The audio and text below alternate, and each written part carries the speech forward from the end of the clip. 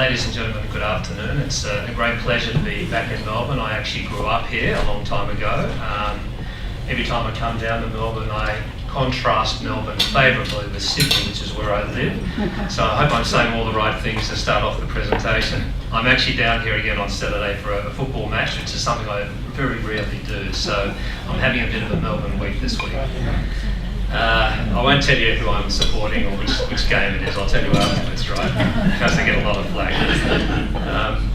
Well, look, I'm, as Les very sort of succinctly introduced the presentation this morning, I'm going to talk to you about the New World Order. And my basic proposition is that we are transitioning to a New World Order.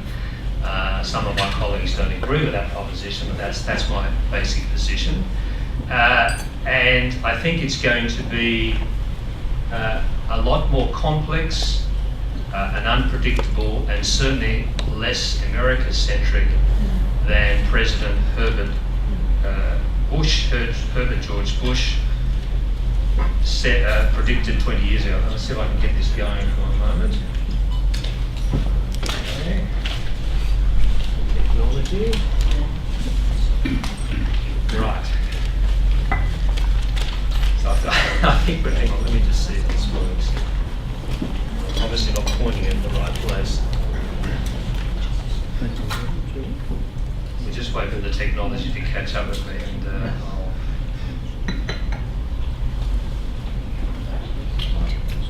if not, while we're waiting, I'll keep talking.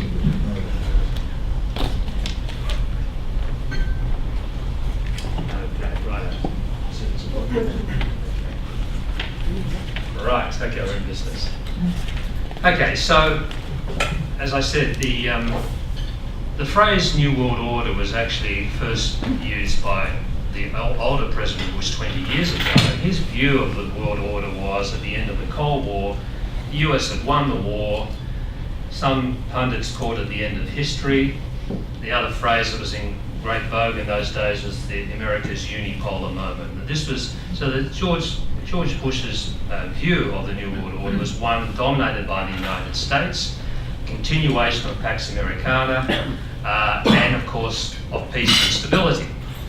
Now, I'm going to argue that that's not how it's going to turn out, and it's always very difficult at the start of a transition, which is where we are, in my view, to predict what it's going to look like 10 or 20 years down the track. But I'm going to try and make a few educated guesses, and I welcome responses to that.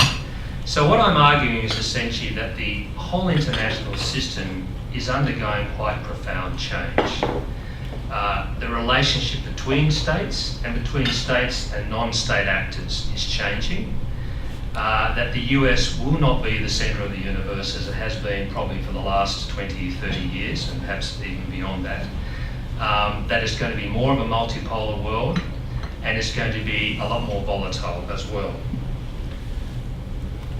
Now, volatility, I sometimes use this chart. I know there's some economists here, I see Des in front of me.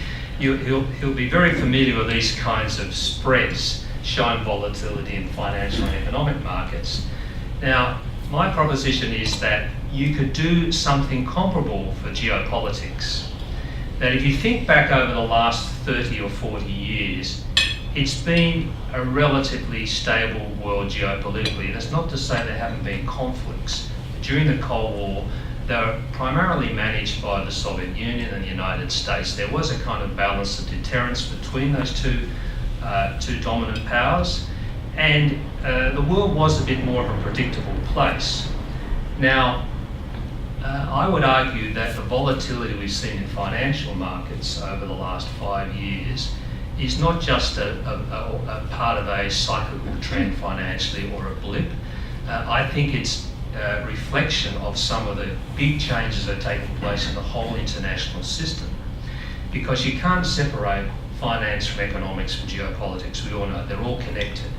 So this volatility chart, which I've taken from the financial world, as I said, could equally apply geopolitically. You only have to think across the world today how many conflicts are going on in strange and wonderful places, some of which we've never heard of before, Mali, for example. Who would have thought that the French would be in Mali?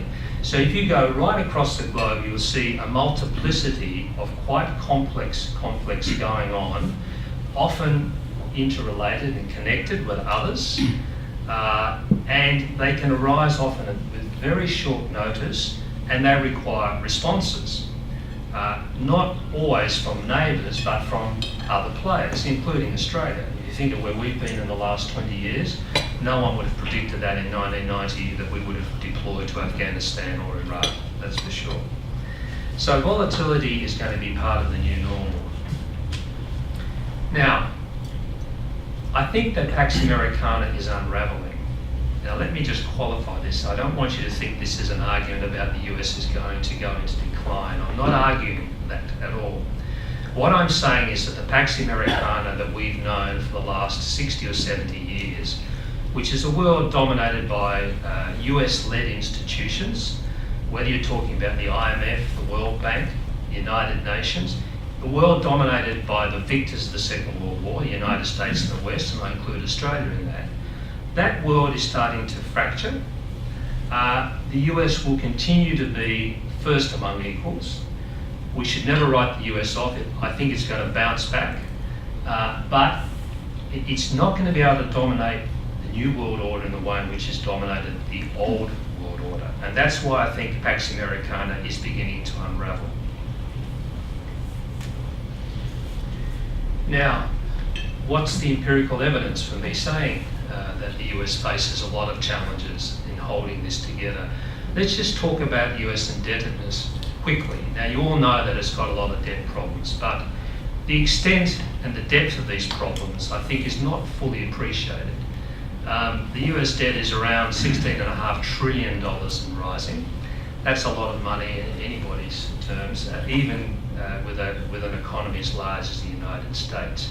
Now, if nothing changes, then by 2030, in a business as usual scenario, the US would be transferring 7% of its entire annual output to the rest of the world. And net foreign debt would exceed 140% of GDP. Right? Now, big figures. Now, of course, the natural response to that is, well, there's no way the Americans are going to let that happen. They're going to do something about it. And we will hope that's the case. But the reality is nothing has yet happened. That we have this thing called sequestration in the US Congress. There is gridlock politically about how to reduce this debt. Everybody agrees it's a problem, but there's no political consensus around what to do about it. And this is dragging on. And all the time, clock's ticking. So that 16.4 trillion is going up all the time. So obviously the problem becomes bigger the longer you leave it. So there is a serious problem with US debt. If a political decision was made now to do something serious about it, you could probably get that down over a 10 or 15 year period to manageable proportions, so we could all breathe easily again, but there's no evidence that's going to happen. Now, just look on the defence side. Obviously, if your economy is under a lot of pressure and you've got large fiscal deficits, there's going to be less money for everything, including defence. Now, the US military has underpinned, in a sense, US financial and political power over the last 70 years. The US has dominated the world in terms of its defence spending, whether just in terms of absolute numbers of dollars or percentage of GDP, whatever way you want to measure it. So much so that last time, about 4 years ago, the US was spending more on defence than the next 10 largest defence spenders. And same with R&D. So it was in a position of preeminence in defence. Now, this is starting to fray. They've gone from spending $750 billion in defence only 5 years ago. The base funding now for the next defence budget is about $500 billion, still an enormous amount of money, but coming down. And other countries are starting to move up, and particularly China. Now, I've just put in the latest China figures here. There are two figures for China. One is the official figure, which is $116 billion. The unofficial figure, and this is an estimate by people who look at this all the time, is probably almost double that. So it's over $200 billion. So the point I'm making here is that the gap between the US and the rest is still very large, but it's starting to narrow, and particularly with China. So the US is going to have less money to spend on defence, and that matters for Australia since we are a US ally, and we expect the US to underpin a lot of our own defence spending. Now, a few words about Japan and Europe. The big point here, the big macro point is that European power, in a sense, you could argue, peaked over 100 years ago when its share of GDP, world GDP, was about a third. Now it's about 15%. Still a lot, obviously, but 15% from 33%, you can see the trend line there. Now, Japan, another bulwark, if you like, of Pax Americana, because Japan has been critical to US power in the Asia Pacific region. Japan's not in great shape. Its GDP has not grown for over 20 years. It's been mired basically in a situation where there's been no real growth. Now, President Shinzo Abe, Prime Minister Shinzo Abe, of course, appears to be galvanising the Japanese economy. The jury's still out on whether that's going to make a difference in the long term, but if you look at the demographics of Japan over the next 20, 30, 40 years, they're pretty alarming. In a nutshell, Japan's population peaked about 2 years ago at 127 million. If they don't do something about their fertility rate, it's probably going to have a population of about 50 million by the end of this century. Now, that's not necessarily a bad thing in terms of numbers, but the problem is those 50 million people will be very old. And so it's got a double problem. It's got an ageing problem and a declining population. And that's fundamental to its position in the world. So Japan's not in great shape. Now, let's have a look at the other side of the ledger here, China and the emerging economies.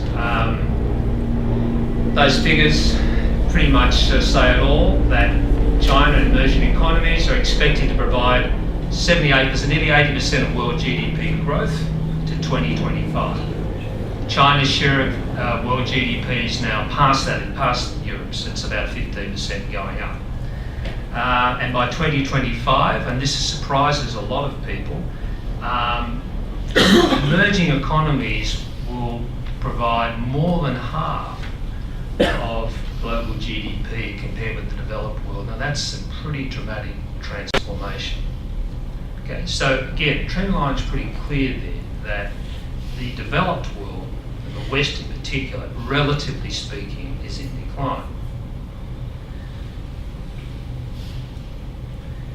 Now, we're not only talking about states. So one of the key points I made is that in this new world order, I think that non-state actors are going to play much more of a critical role, and including individuals in that. So non-government organisations, non-state actors. Now again, just to qualify what I'm saying, I'm not saying that states are going to become irrelevant. They still will be the principal actors on the chessboard, if you like, of international affairs. But non-state actors are becoming more important. Whether you're talking about bad non-state actors, i.e. terrorist groups, transnational criminal organisations, or civil society more broadly, non-government organisations, multinationals, and of course individuals. Individuals now have incredible power compared with any time in history, whether it's power for good or for bad. Ideationally, just the power of ideas, the way you can communicate this to large global populations, and I put up Steve Jobs there as an example, and we've all got our little Apple iPhones or whatever, and so, you know, individuals can make a big difference, much bigger difference today because they can reach out to much broader audiences and communities. So, again, what I'm talking about is greater complexity. It's not a world now where states and governments call all the shots and dominate affairs.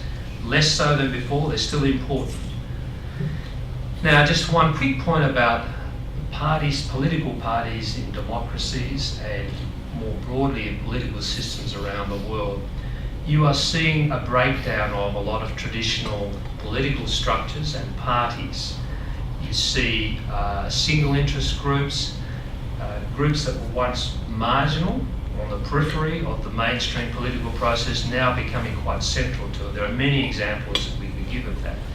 The Golden Dawn Party in Greece is an example, gone from nowhere to becoming quite an important player. You could go through just about any other country in the world and make the same point. So, more polarised, more fractured, more adversarial. The political systems generally are in the middle of some transition. We don't know what's going to come out of the end of it, but certainly the old power brokers are going to find it more difficult to shape the world in their own interests than before. Now, geopolitical consequences. As I said, I think, and I particularly want to talk about the Asia-Pacific regions. This is where we live. We've had almost an unprecedented period of geopolitical stability in Asia and the Pacific, probably since 1975. So at the end of the Vietnam War, a few little wars between China and Vietnam, between Vietnam and Cambodia, but since then, virtually nothing. It's been pretty stable, and it's allowed the region to grow. I think we're coming to the end of that period of stability, and we're going into now a period of much greater conflict, or potential conflict, and contestation. Now, the obvious concern for all of us is, will China and the United States be able to get on and manage their differences in a way that benefits all of us? Well, I don't know the answer to that. I'm going to give you my best guess, but let me just put in front of you one historical fact, okay? If you think about a system where you have an incumbent dominant power, the United States, being challenged by rising great power, China, or the re-emergence of China, when you look back over the last 500 years and see what happens when a rising power challenges an incumbent power, in 6 of the 7 occasions that's happened, there has been major conflict. You go back to England and Spain, England and France, France and England versus Germany, Germany against Russia, the Soviet Union, and the United States. If you think back through all those historical examples, each time there's been a challenger, the 800-pound gorilla is challenged by another 800-pound gorilla, you have conflict. And the only time it didn't happen when Britain voluntarily conceded power to the United States at the end of the century, the end of the Second World War. So the historical record is not reassuring. Now, I don't want you to think that I'm predicting a major war between the United States and China. I'm not. There's all sorts of reasons why that will not happen. But what I am saying is it's going to be much more difficult to manage the tensions between China and the United States than in the past. And those tensions are going to be manifested more at sea in the Western Pacific than they will be on land. And I'm going to explain why in a moment. So that's just a little image of the USChina Copy. So what could trigger it? So let me just explain a little bit of background of this map here. So you have to ask yourself the question, where does China and America's interests intersect? Where are they going to come up against each other? You think about these geopolitical plates shifting. Where is the fault line? It's in the Western Pacific. Why is that? Because China has essentially secured its borders, its land borders, and it's seeking to develop its maritime capabilities at sea. Why is it doing that? Because it needs to protect the huge amount of energy and trade that comes from Europe and the Middle East through the Malacca Strait, which I can't show you on this map, and into the Western Pacific up to China. So it's a critical trade routes for China. And if you look at it from a Chinese perspective, and you see I've got these 2 island chains up here, and people in my business talk about these 2 island chains, so let me explain them to you. If you're sitting on the shores of China and you're looking out into the Pacific Ocean, what do you see? You see a string of countries and islands that are occupied by or owned by or part of a country that is not a friend to China. It may not be an adversary, but it's certainly not a friend. So the Chinese see this so-called first island chain, which obviously includes Japan, but includes a whole range of, set of islands that are in dispute, all the way down to Australia, in fact. The Chinese see this as a maritime Great War, and that it believes that the West, and the US in particular, are seeking to contain China's rise by keeping them within that first island chain. Okay? And the Chinese, naturally enough, don't want to accept that. They believe that these seas are historically Chinese. So, the East China Sea, the Yellow Sea, and the South China Sea.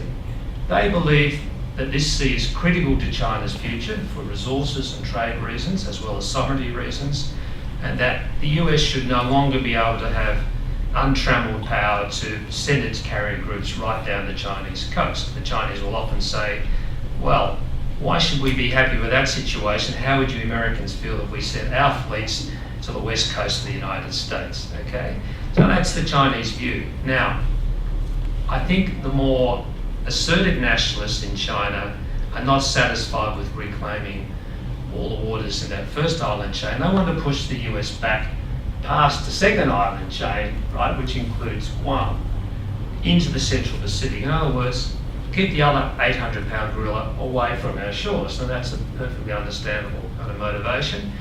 But the US is not going to do that.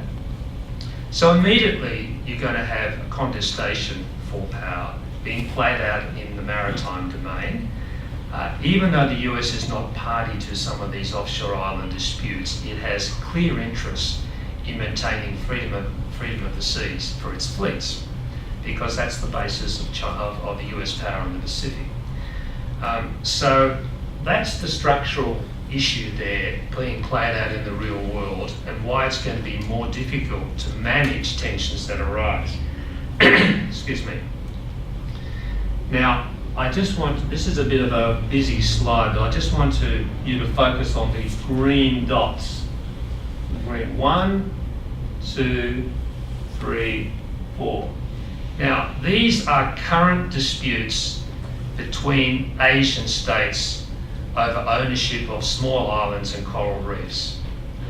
And they are now starting to become a major source of tension in Asia.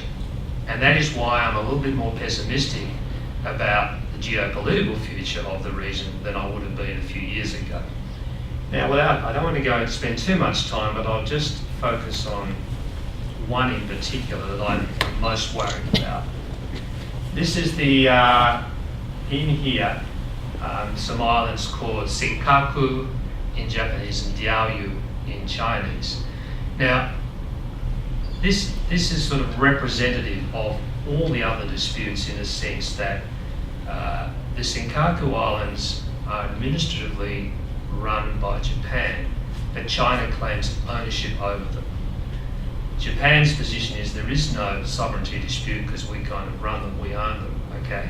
But anyway, the point is that the Chinese are not going to accept the status quo. And now, as China builds up its military capabilities, you're starting to see Chinese frigates, warships, aircraft now being much more assertive, impressing their territorial claims in the Diaoyus and Senkaku. Now, we've had some dangerous incidents already this year, and I'll just give you one to illustrate how things can go badly wrong. With modern warships, before you fire a missile or a gun, you train your radar on the target and you light it up with your radar just a fraction before you fire your missile. Now, on 2 occasions this year, Chinese, I'm sorry, what's happening with? Oh. I'm not sure what's happening here. Something lost out. You train your radar. We certainly got this up here. I don't know what's happening. Yeah, I'll keep talking, right? Okay, so you just have to fix that image in your mind. Okay, so the point I'm making is that Chinese frigates lit up with their fire control radar Japanese frigates that were only a couple of hundred metres away. And so the Japanese captain, ship's captain, had to make an instant decision as to whether to fire his missiles in response or risk being blown out of the water. Now, fortunately for all of us, the Japanese captain did not fire the missiles. Now, the point about this is that as China starts to assert its sovereignty claims right to the Western Pacific, it's now these sorts of situations are going to increase in frequency. And there are very few mechanisms for managing these sorts of conflicts. So it's all about miscalculation. My concern is not that China's going to declare war on anyone or Japanese are going to do something silly. It's that in protecting their sovereignty claims, there will be incidents with increasing frequency that will be difficult to manage. One of them is going to go badly wrong. And then nationalism comes to fore, and it's difficult for governments to be calm and rational in their responses. We've already seen that play out in the last few years. And if it was only one island, I'd say, look, this is entirely manageable, but there are dozens of them involving not just China and Japan, but half the Southeast Asian countries as well as South Korea. So there's lots of, and also Russia is involved as well. So most of the countries in the regions that have maritime stakes here also have disputed sovereignty claims that they're all trying to assert their sovereignty over. So that's a worry. And I just put in here the South China Sea, the same thing. The key point again in this slide is that most of the South China Sea is now contested because this red line here represents China's ambit claim over the whole of the South China Sea. So China's position is, it hasn't clarified it under the law of the sea convention, their position is that they claim virtually the whole of South China Sea. And as long as they maintain that position, there are going to be real problems in Southeast Asia, which is also, I'm going to come back to what it means for Australia in a minute. So this is why I believe that the most likely source of conflict between the US and China, and between China and its Asian neighbours, will be played out in the Western Pacific. Now, I just want to spend a few minutes talking about the US response. So, if China is asserting itself in the Western Pacific and even globally, is the US going to cede power to China, as some of my colleagues have argued? Or is it going to contest power with China? Well, I think it's likely to be the latter. I don't think the US is going to cede power to China. It's going to reassert itself, and it's clearly chosen to do that already. And I want to talk about the Obama's response. So there are three responses that we've seen so far to the China challenge. One is Obama, as I'm sure you know, has talked about his pivot to the Asia-Pacific region, and that, in fact, was announced in Canberra here a couple of years ago, or a year and a half ago.